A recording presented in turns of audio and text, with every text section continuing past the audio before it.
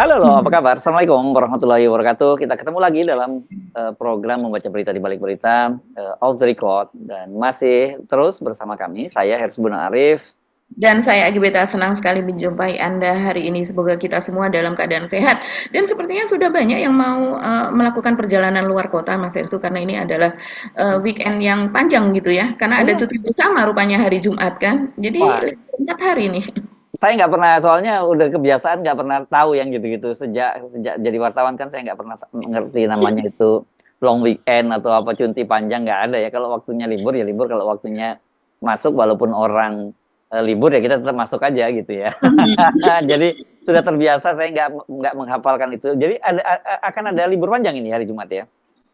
Iya, terutama mungkin untuk yang ASN dan beberapa swasta juga mengikuti jadwal dari pemerintah ya Mas Hersu, bahkan dari pihak PT Kereta Api saja sudah menambah tempat duduk untuk keluar kota begitu dan beberapa ini untuk angkutan luar kota begitu sudah menyiapkan. Karena memang ini libur berarti dari hari Kamis, Jumat, Sabtu dan Ahad ini Oh, libur oke, kerja ya. sekali. Ya, dan buat saya pribadi, saya paling nggak suka bepergian di hari-hari libur begitu. Karena kan pasti nanti kita tidak menikmati suasana, tapi ketemu orang. Macet. Iya, macet dan isinya tempat-tempat liburan kan orang semua nantinya di situ ya. Itu paling nggak enak.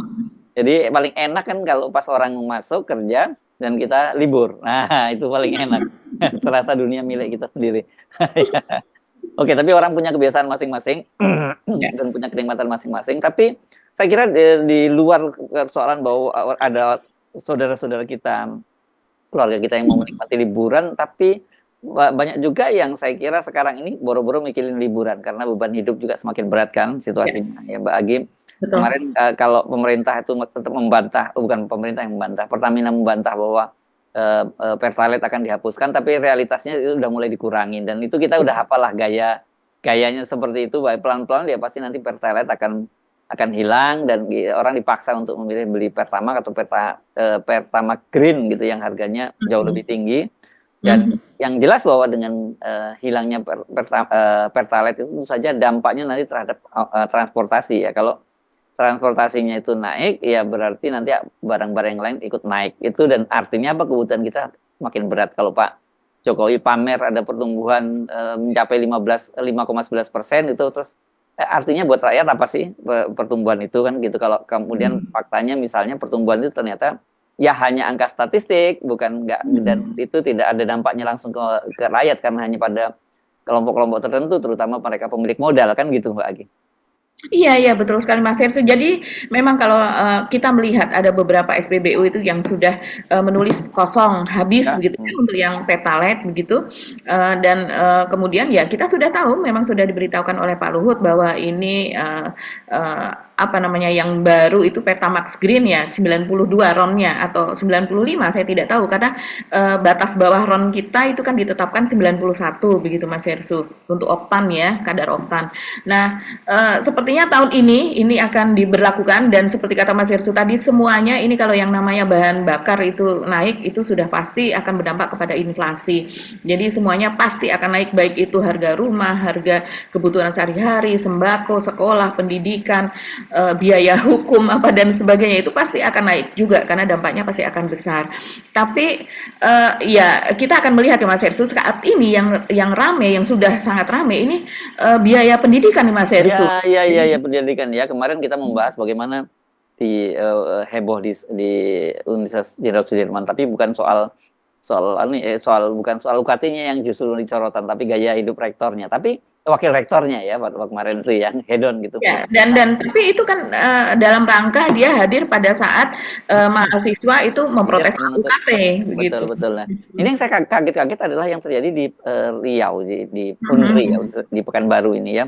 Ada Ya. ibu rektornya namanya Profesor Sri Indarti ya. Ini justru Mhm. melaporkan seorang mahasiswanya dari pertanyaan itu, melaporkan ke polisi, dan laporannya itu UU ITE ya Mbak Agi ya. Ini dan ini kenapa? Karena dia rupanya membuat protes soal kenaikan UKT itu melalui media sosial gitu ya Mbak Agi ya. Mhm. Jadi saya Mhm. terkejut-kejut, bukannya kemudian dia berempati mendatangi bertemu dengan wartawan, dengan mahasiswanya, apa persoalannya, justru malah dilaporkan ke polisi. Menurut saya ini benar-benar parah ya, ada seorang rektor kemudian melakukan seperti itu kayak rezim aja udah jadi dikit-dikit lapor ke polisi kan gitu. Saya rasa ini pendidik yang tidak paham cara berdialog ya. Hmm. Jadi dan tidak paham soal psikologi anak muda, mahasiswa, begitu ya Mas Hersu, dan tidak paham juga soal teknologi begitu. Karena memang saat ini kalau yang kita lihat ini kebetulan mahasiswanya membuat konten begitu kan, dan di mana di konten tersebut memang ada terpampang wajah ibu rektor tersebut dan kemudian mengeluhkan soal biaya pendidikan gitu. Tapi kalau dia mau mengetahui konten-konten seperti itu juga dilakukan oleh banyak mahasiswa di perguruan tinggi yang lain, Mas Hersu begitu. Dan kemudian itu bisa diredam kalau seandainya pihak rektor seperti misalnya di Unsut itu kan luar biasa perlawanan dari mahasiswa dan protes sampai mereka menangis begitu apa dan sebagainya dan gedor-gedor apa teriak-teriak apa dan sebagainya begitu Mas Hersu. Tapi ketika rektor itu turun dan kemudian melakukan dialog begitu, walaupun orang banyak yang mengikuti mahasiswa ikut mengecam biaya kenaikan UKT yang naik sangat sangat tinggi begitu ya, seharusnya bertahap dari tahun ke tahun dan tapi ini melesat begitu. Tapi akhirnya orang mengapresiasi karena sang rektor dan juga pembantu rektor yang malah disoroti soal hedonisme itu tadi bersedia berdialog dengan para mahasiswa dan sekarang kita lihat beritanya itu malah justru menurun dan apalagi pihak rektorat kemudian berjanji untuk mengevaluasi kenaikan harga UKT tersebut begitu yang artinya akan ada tahapan dialog lebih lanjut. Nah, yang namanya habit atau budaya di perguruan tinggi itu kan budaya dialog bukan budaya lapor melapor begitu. Budaya lapor melapor itu biasanya dilakukan di luar ruang-ruang pendidikan begitu di masyarakat luas yang sedikit-sedikit lapor. Nah, ini kan yang dilawan adalah orang yang sedang dia didik, orang yang sama-sama nantinya akan barangkali anak mahasiswa ini juga akan menjadi rektor.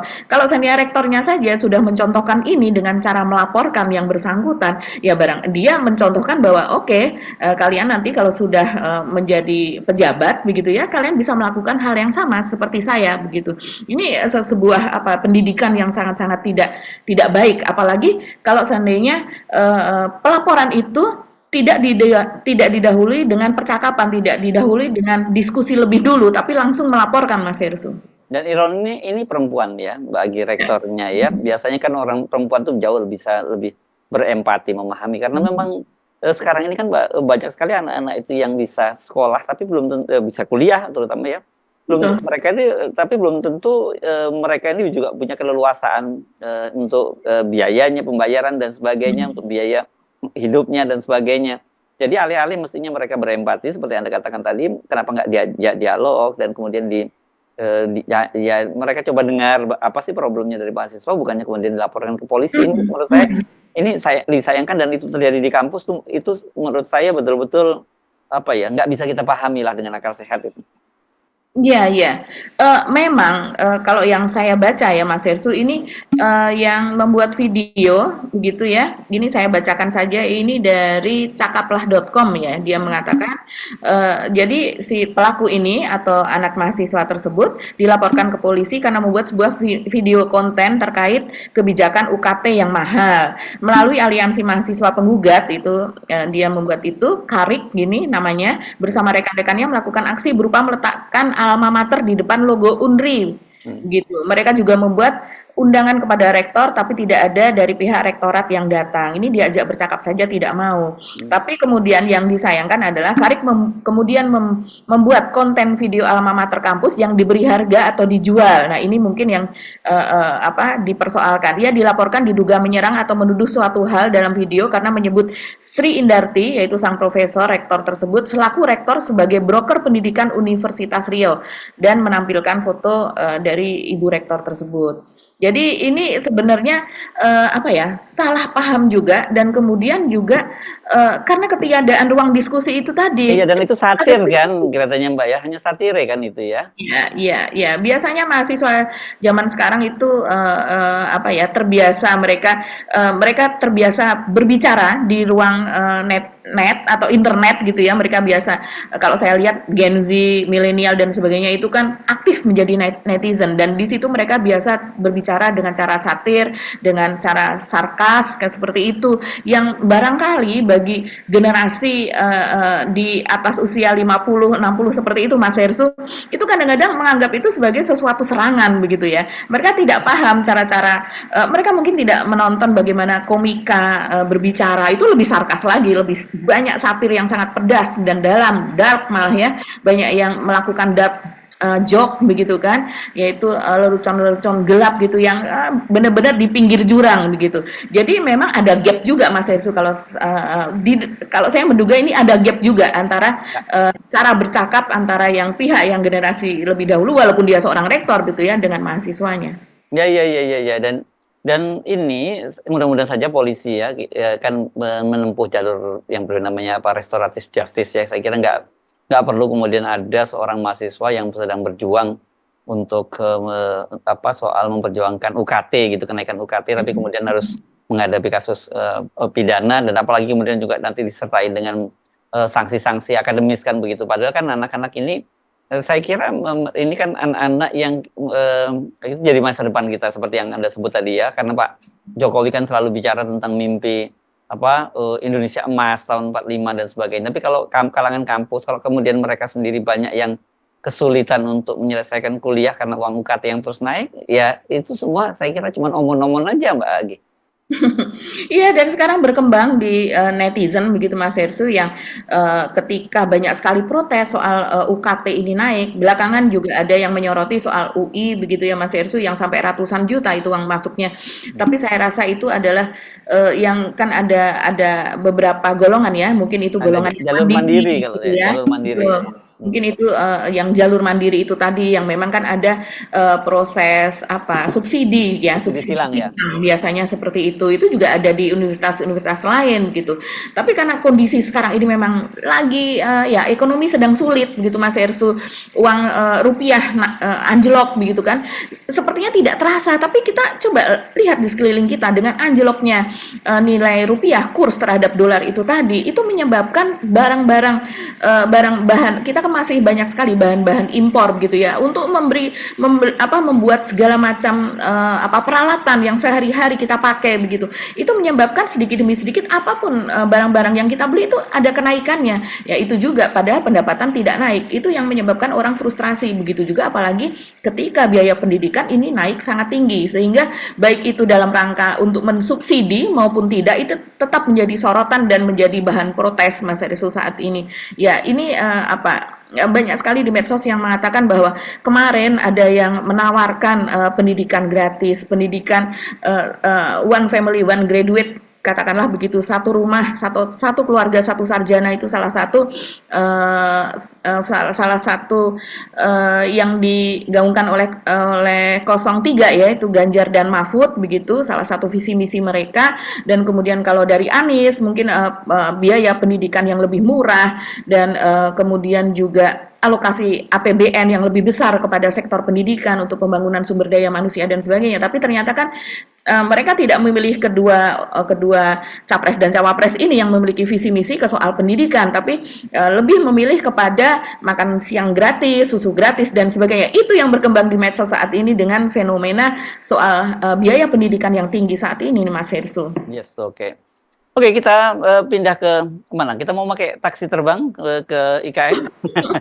Ini mungkin ya ini ya Mas Hersu. Ini pernyataan Pak Jokowi baru-baru saja ini yang dia menyatakan geram gitu tentang perangkat teknologi impor yang membanjiri Republik Indonesia, membanjiri Indonesia begitu ya. Kenapa siapa nih? Iya, ngomong Pak Jokowi ini. Nah, yang salah Anda ini, yang salah. Saya yakin yang salah Anda. Gitu ya. Iya, karena kok Pak Jokowi Anda anggap serius bicaranya. Anda masa melupa dulu waktu awal jadi presiden juga marah sekali dengan impor semua. Nah, tiba-tiba sampai sekarang justru impornya juga makin tinggi. Ini kalau ngomongin soal geram dengan teknologi tinggi, nanti saya mau tanya nih, yang taksi terbang yang yang dipamerkan katanya mau digunakan di IKN itu produksi mana coba? Ayo. Nah, itu tadi begitu Mas Hersu ngomong soal taksi terbang, saya langsung ingat pernyataan Pak Jokowi kalau hari lalu ini. Lanjut. Iya, jadi bagaimana mungkin ini Pak Jokowi menyatakan bahwa geram gitu soal perangkat teknologi impor yang membanjiri Indonesia. Dia mengatakan nilai defisiensi perdagangan sektor ini hampir 2,1 miliar atau lebih dari 30 triliun begitu Mas Hersu. Jadi kita kehilangan itu begitu. Jadi mengakibatkan defisit perdagangan 30 triliun akibat masuknya barang-barang berteknologi dari luar.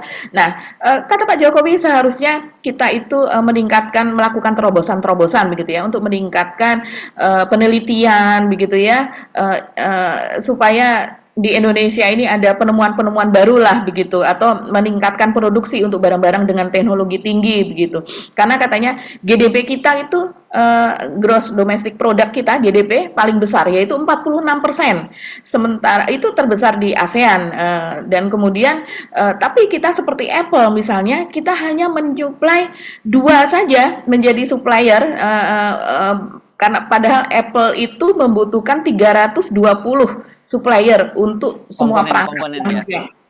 komponen-komponen begitu Mas Hersu, vendor-vendor lah bisa dikatakan demikian kalau supplier ini ya. Nah, hanya dua supplier atau vendor yang berasal dari Indonesia, sedangkan dari Filipina itu ada 17 supplier, Malaysia 19 supplier, Thailand 24 supplier dan Vietnam 72 supplier. Maka tidak heran kalau seandainya di Apple ini memilih berinvestasi ratusan triliun di Thailand begitu, di Vietnam begitu. Jadi kegeraman ini lagi-lagi Pak Jokowi geram seolah kaget begitu ya. Tapi apa yang sudah dilakukan juga begitu kan untuk meningkatkan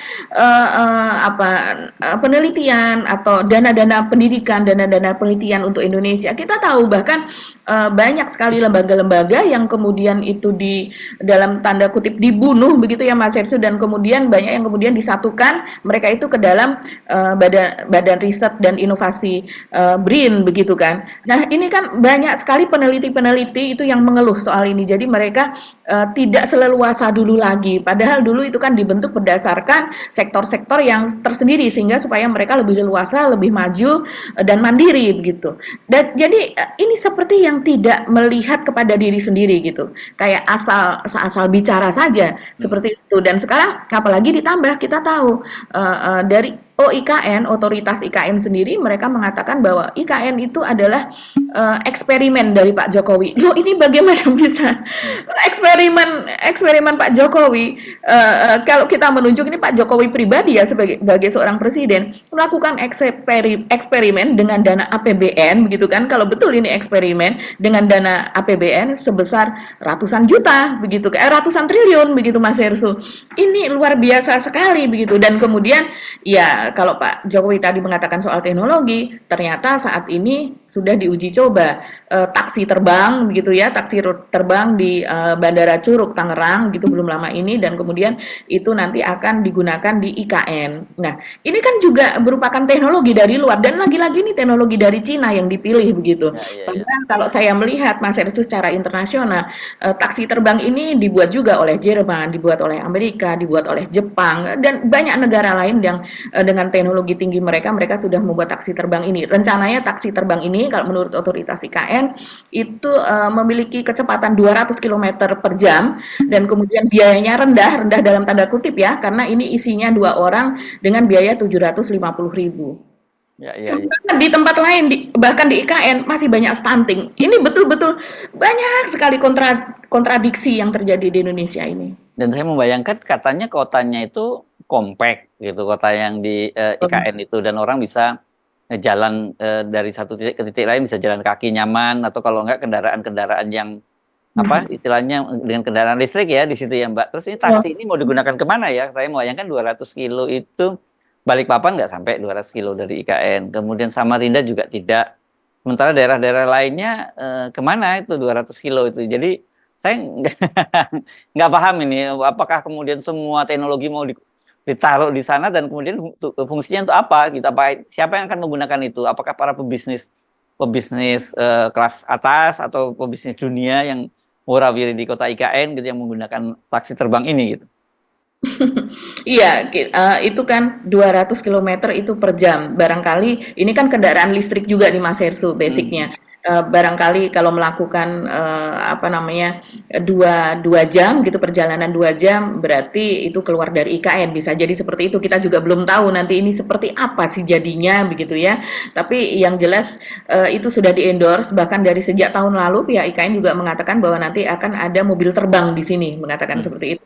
Begitu juga dengan adanya, apa, kereta tanpa rel, begitu. Jadi segala memang betul ini kalau seandainya dikatakan bahwa eksperimen ini nanti akan dilakukan di IKN ya sebagai smart city begitu, dan ini juga menjadi ladang bagi produsen-produsen dari luar, terutama ini dari Cina untuk memasukkan produknya ke IKN. Saya rasa akan jadi seperti itu, Mas Hersu. Ya. Padahal ketika memprotes soal banyaknya teknologi impor yang apa yang masuk ke Indonesia itu, Pak Jokowi mengatakan, Mas Hersu, dia menyayangkan bahwa permohonan izin perangkat yang juga produk impor dan produk itu dari Cina itu mencapai 3.046 perangkat.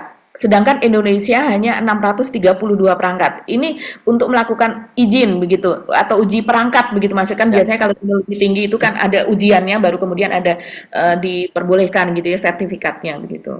Ya, ini dan ini pasti kita akan lihat ini ya, makin mendekati masa-masa akhir jabatan Pak Jokowi itu kan pasti fokus utama Pak Jokowi sekarang setelah berhasil menempatkan anaknya menjadi wakil presiden dan mungkin kalau sekarang bersiap-siap untuk menantu. Tapi yang paling besar saya kira obsesinya Pak Jokowi soal IKN ya, Mbak Agi. Jadi saya kira dengan at all cost itu akan dipaksakan oleh Pak Jokowi. Tapi tetap saja Pak Jokowi itu saya membayangkan seperti ini ya, seperti nanti kayak Bandung Bondowoso gitu ya, atau apa sih kalau di Tangkuban Perahu itu Dayang Sumbi dengan siapa Mbak tiba-tiba Oh iya iya iya. Angkuriang gitu ya. Yang Yang Kuriang ini ya. dia keburu-buru apa ayamnya sudah berkokok dulu gitu dan kemudian batal semua proyeknya. Itu kan apa yang dilakukan oleh Pak Jokowi seperti itu yang terjadi. Saya membayangkan seperti itu. Iya ya, iya memang karena IKN ini betul-betul membangun dari nol ya Mas Hersu. Padahal kalau seandainya seperti yang dikatakan bahwa IKN itu adalah eksperimen, ini saya bacakan saja nih kutipannya daripada salah ya Mas Hersu, yaitu bahwa pihak otorita itu menyebut Presiden Joko Widodo sengaja membuat ibu kota negara atau Nusantara sebagai kota eksperimen, dan ini dikatakan oleh Deputi Bidang Sosial, Budaya dan Pemberdayaan Masyarakat OIKN Alimudin. Ini dia mengatakan ini dalam sebuah seminar di Balikpapan. Dia mengatakan seperti ini, IKN ini digadang-gadangkan oleh Pak Presiden Jokowi bahwa IKN ini adalah Indonesia X. X-nya itu eksperimen, jadi Indonesia eksperimen. Dan kemudian pada kesempatan yang lain itu Pak Jokowi juga mengatakan bahwa walaupun dia berkuasa selama 5 tahun begitu ya, jadi dalam jangka waktu yang lama itu memang ada sesuatu yang tidak akan bisa terselesaikan, yaitu adalah soal tata kelola pemerintahan yang menurut dia itu tidak baik dan itu sudah merambah sampai ke desa-desa. Nah, IKN ini akan dijadikan kota begitu ya, dan dalam hal ini adalah ibu kota dengan tata kelola pemerintahan seperti yang diimpikan oleh Pak Jokowi.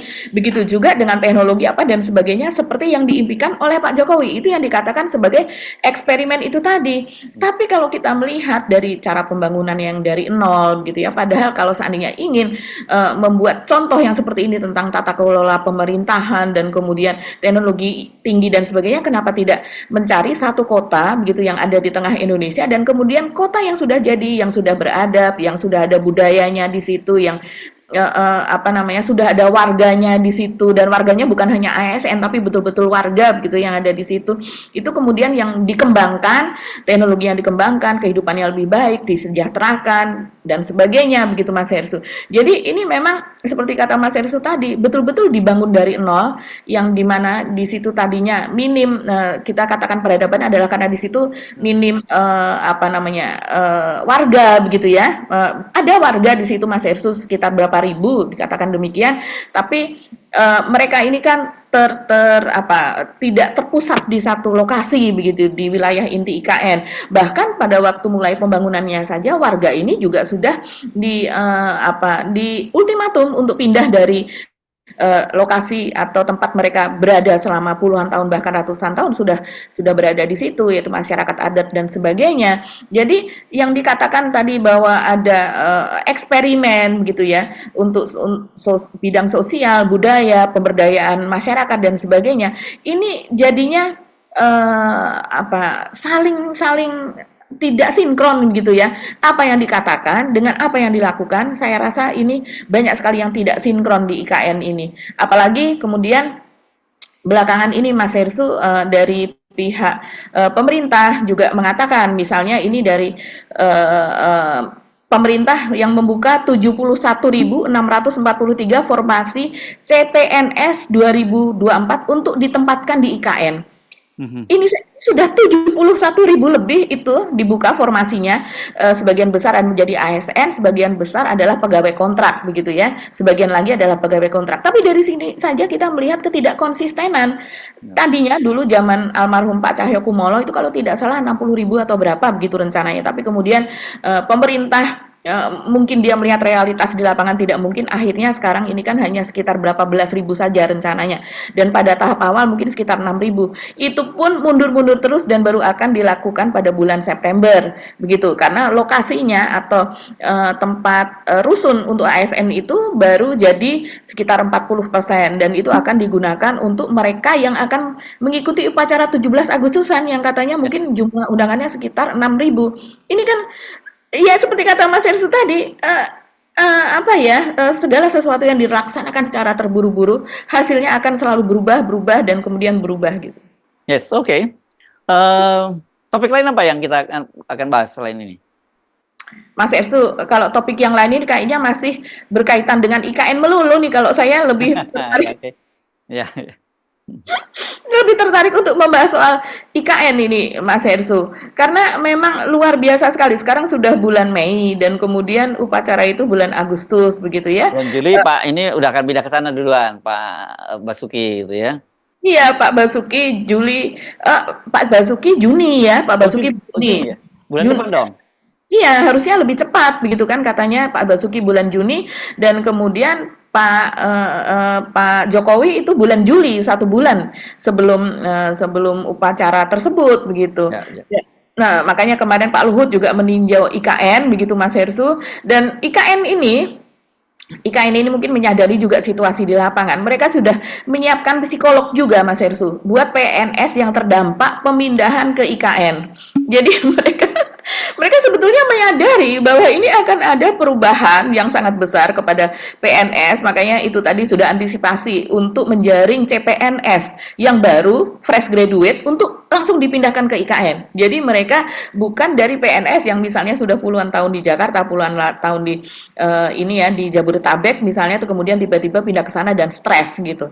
Jadi yang disiapkan itu tadi penjaringan CPNS dan juga menyiapkan psikolog buat PNS yang terdampak pemindahan IKN. Ini luar biasa. Ini sebenarnya pengakuan dari pemerintah ya bahwa IKN itu bisa membuat stres orang-orang baru yang pindah.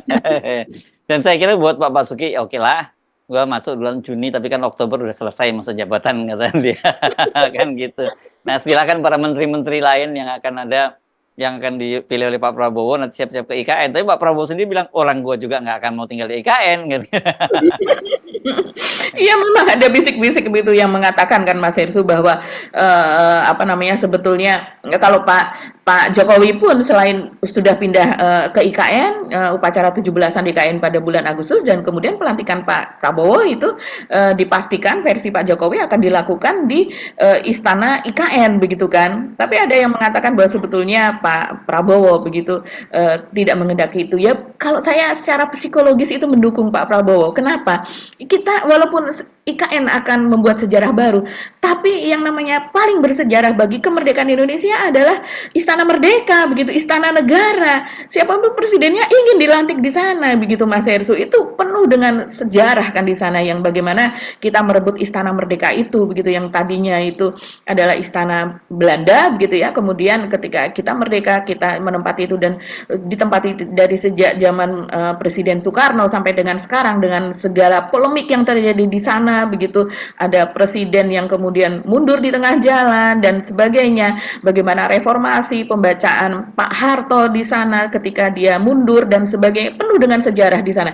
Dan kita pasti ingin kalau saya membayangkan ya sebagai Pak Prabowo pasti ingin dilantik di sana di tempat yang sudah bersejarah begitu. Ya, persoalannya kan Pak Prabowo menyatakan dia dengan jelas, tegas berkali-kali di berbagai kesempatan dia akan dia meneruskan apa yang sudah dibangun oleh Pak Jokowi. Dan padahal ini kan memang IKN ini adalah sejarah Jokowi. Ini kan kelihatannya Jokowi ingin dikenang gitu bahwa dia pernah jadi ada seorang presiden bernama Joko Widodo dulu yang berhasil memindahkan ibu kota gitu.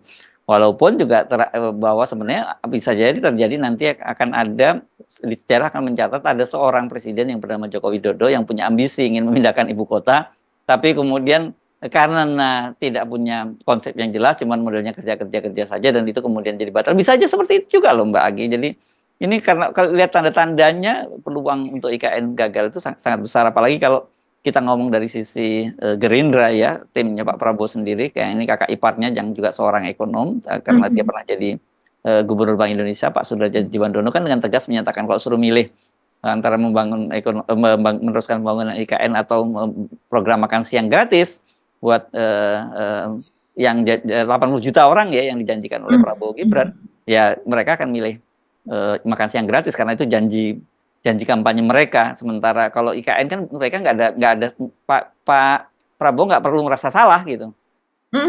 Iya ya, soal makan siang gratis itu tadi sangat kontradiktif ya dengan akan memasukkan taksi terbang, kemudian kereta tanpa rel, pokoknya segala macam segala sesuatu dengan teknologi tinggi itu harus sudah masuk ke IKN gitu, seolah-olah menjadi trademark begitu atau Ya, signature tapi dari saya IKN perlu ingatkan gitu. ini Mbak.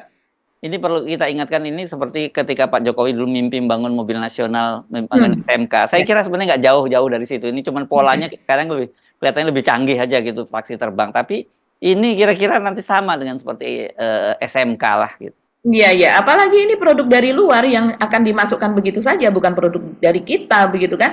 Kita hanya menjadi tempat untuk mereka berjualan, untuk mereka uji coba begitu Mas Irsu. Dan apalagi ini produk yang sudah dicobakan ini datangnya dari Cina ya. Bagaimana lagi? Kita memang Pak Prabowo pun ketika kemarin gitu yang didatangi pertama kali adalah ke Cina bertemu dengan Xi Jinping. Nah, soal itu tadi yang kontradiktifnya Mas Irsu. Ini saat ini Pak Jokowi mengakui bahwa sepertinya apa namanya penurunan stunting dari 24,5% sebelumnya pada tahun 2022 kemudian turun menjadi 21,5% begitu anak yang stunting di Indonesia dan kemudian tahun ini seharusnya tahun 2024 ini menjadi 14% itu program jangka menengah nasional begitu Mas Esu itu sepertinya tidak akan terpenuhi. Jadi ini kontradiktif sekali. IKN dikebut sementara stunting ini tidak tercapai begitu penurunan stunting. Bahkan Pak Maruf Amin mengatakan bahwa target penurunan stunting 14% itu akan dievaluasi. Tapi akan targetnya menjadi berapa dia tidak menyebutkan. Begitu juga Pak Jokowi sudah mengakui bahwa penurunan stunting tersebut itu terlalu ambisius begitu ya. Jadi artinya kita bisa mengatakan penurunan stunting menjadi 14% ini gagal Mas Hersu. Apalagi kalau kemudian ternyata uji cobanya memberikan makan gratis itu stunting yang terjadi malah keracunan kan gitu. Iya dan ini sudah kejadian begitu ya kemarin itu ada 42 balita dan balita itu bawah 5 tahun dan baduta itu bawah 2 tahun itu yang mengalami keracunan di Majene, Sulawesi Barat begitu ya Mas Hersu. Dan ini beritanya cukup rame karena mereka keracunan apa? Mereka keracunan pada saat pemberian program makanan tambahan atau PMT begitu ya, pemberian makanan tambahan dan ini dalam rangka untuk mencegah stunting tersebut. Targetnya tadinya katanya ada 300 begitu termasuk ibu-ibu apa dan sebagainya, ibu hamil dan sebagainya. Dan kemudian untuk balita dan juga baduta itu tadi itu sekitar 100 anak begitu. Tapi ketika baru diberikan ini ternyata sudah ada 42 anak ini yang keracunan Mas Hersu dan mereka sekitar 30 atau berapa masuk rumah sakit begitu. Nah, ini kita membayangkan, ini kan langsung membayangkan kepada program Pak Prabowo begitu ya. Padahal kalau menurut pemerintah setempat begitu yang mengawasi sudah ada bidan apa, terus pengawas kesehatan makanan di tempat, dan kemudian juga dibuatnya itu di wilayah kecamatan setempat begitu. Jadi bukan di rumah tangga begitu, tapi ada di wilayah kecamatannya dibuat di situ dengan berbagai macam pengawasan. Tapi ternyata bubur yang ada telur, ada ayam di situ begitu Mas Hersu, yang dimaksudkan untuk menambah gizi kepada balita tersebut malah menyebabkan mereka keracunan. Nah, saya membayangkan kalau seandainya ini diberikan kepada 82 juta penduduk Indonesia nantinya, rencananya tahun 2029 itu kan sudah mencapai itu, dan sementara untuk tahun depan 2025 itu kan mungkin baru sekitar 20 juta, 25 juta begitu katanya awalnya itu yang akan diberikan. Nah, ini baru ratusan saja sudah bisa menyebabkan yang seperti ini. Bagaimana jika serempak dilakukan terhadap puluhan juta, bagaimana masaknya dan sebagainya. Saya jadi ingat kejadian di India, Mas Hersu. India akan memberikan makanan tambahan ini di tempat wilayah dia yang miskin. Memang tidak semuanya diberikan makan siang gratis seperti ini, tapi di wilayah yang miskin supaya anak itu mau sekolah. Jadi di sana itu orang tua saking miskinnya, anak-anak kecil itu diminta bekerja membantu orang tuanya, sehingga mereka akhirnya miskin secara turun-temurun begitu, tidak ada yang sekolah, buta huruf apa yang sangat tinggi dan sebagainya. Akhirnya dibuat makan siang gratis ini dalam rangka supaya anak-anak itu mau bersekolah, dan kalaupun dia tidak bersekolah ternyata orang tuanya hanya bisa memberikan makan sekali dalam sehari. Jadi itu kemudian dipindahkan, ditanggung oleh negara, sekali makan itu dibiayai oleh negara, dan mungkin dia bisa makan malam di rumahnya sendiri. Jadi setidaknya mereka bisa makan 2 kali. Tapi pada saya lupa tahunnya, ini pernah mengalami ya keracunan seperti ini juga Mas Hersu, sehingga ada belasan yang meninggal dunia anak-anak tersebut, dan sempat orang tua itu tidak bersedia menyekolahkan anaknya karena khawatir anaknya mati begitu, tapi akhirnya setelah beberapa waktu kemudian dengan edukasi dan sebagainya mereka bersedia lagi. Nah, antisipasi seperti itu yang harus dilakukan. Saya rasa ini pemerintahan Prabowo akan berat Mas Hersu, karena banyak sekali yang di daerah pun juga belum teredukasi dengan baik soal makanan ini. Oke Mbak Agi, jadi kelihatannya kita bakal menyaksikan banyak sekali drama dalam beberapa bulan ke depan ya. Tapi saran saya enjoy this game ya. Jadi jangan terlalu baper lihat situasi begitu ya. Tapi nikmati saja gitu ya. Kalau ada kekacauan-kekacauan yang ada juga tetap nikmati. Karena kita ya. Yeah. Oke, kita akhiri perbincangan kita kali ini Mbak Agi ya. Sampai ketemu lagi esok insya Allah. Kami mohon pamit. Saya Hersu Arif. Dan saya Agi Beta, terima kasih atas perhatian Anda. Tetap salam 0%. Wassalamualaikum warahmatullahi wabarakatuh. Wassalamualaikum warahmatullahi wabarakatuh.